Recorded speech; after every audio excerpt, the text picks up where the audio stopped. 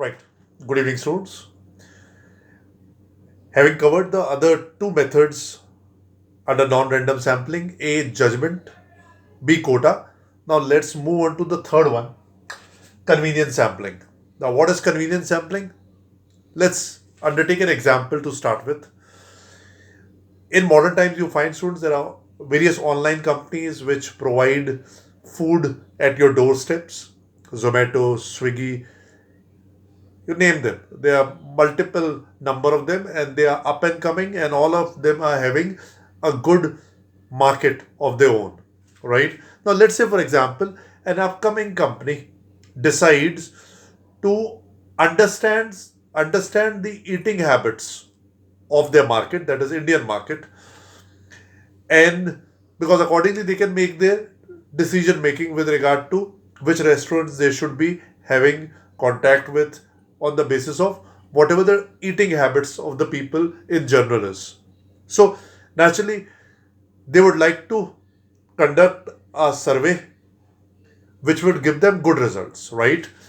Let's, for an example, assume that the company is in Delhi and they decide that on the basis of eating habits of the people in Delhi, of around 200 samples collected, they would develop a random understanding of what generally the eating habits will be in the various nook and corners of the country. So, on the basis of 200 samples, which the person will take it in accordance with his convenience, because the company may be located in Delhi and they do not want to move around in order to understand the eating habits, so they will take it according to their convenience, the samples from Delhi itself, and whatever the answer comes, they will generalize for whole of India. Am I clear? Now, when you do collect samples on the basis of your convenience, right, with not that much of regard to overall the results which it will throw, then it is referred as convenience sampling. Like in this case, company is located in Delhi, right?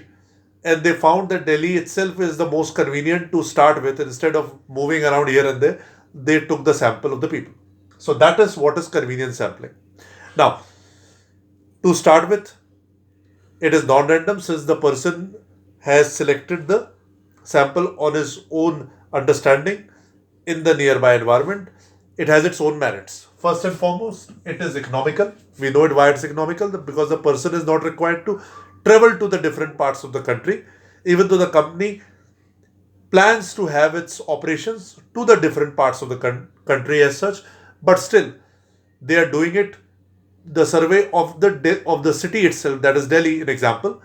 That's why it will save a lot of the money in terms of moving around, right? So it's economical in that sense, right? Traveling expenses saved. It is also good for pilot surveys, students, right? Now, what are pilot surveys?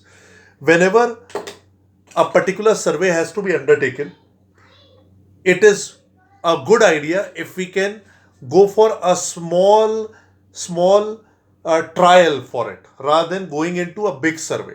So when a small trial is undertaken, right, and the results are analyzed, which may not be a serious survey but just a trial to see whether such type of sampling can be taken in future, as such that type of surveys are called as pilot surveys. So remember it, optionally you can call it as a trial surveys. So whenever you want to go for trial, why you will go into nook and corner, you can go it into your nearby area, conduct sampling and generalize the result as such. So for pilot surveys, convenience sampling is quite commonly used, right? Now the flip point, students, it lacks representation. Now just imagine how on earth the people of Delhi and their eating habits will represent the south of India or east of India's or west of India's eating habits.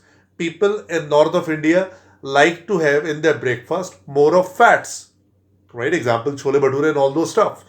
Whereas people down south would like to have more carbs in form of idli and dosa. So poles apart, how a sample of such nature can represent the entire India as such, it's baffling, and that's what one of the negative pointers. Second, the person who is choosing the sample, he again may come up with his own uh, wishes in terms of who to be included, who not to be, and may create issues of bias and favoritism. So, all said, this sampling method is good only to restricted circumstances of a restricted events and has its own merits and demerits. Thank you.